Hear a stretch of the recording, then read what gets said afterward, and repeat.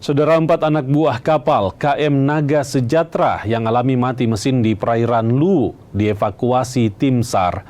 KM Naga Sejahtera mati mesin akibat kehabisan BBM saat tengah berlayar.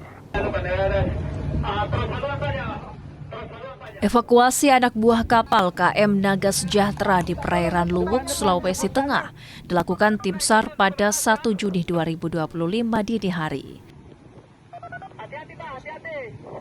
ABK tersebut dievakuasi setelah kapal mereka mati mesin di tengah laut akibat kehabisan BBM. Tim SAR Banggai menggunakan KN SAR Bisma menuju lokasi kejadian.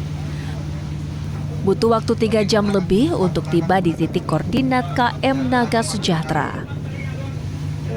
KM Naga Sejahtera berhasil ditemukan dengan 4 orang awak kapal dalam keadaan sehat serta selamat.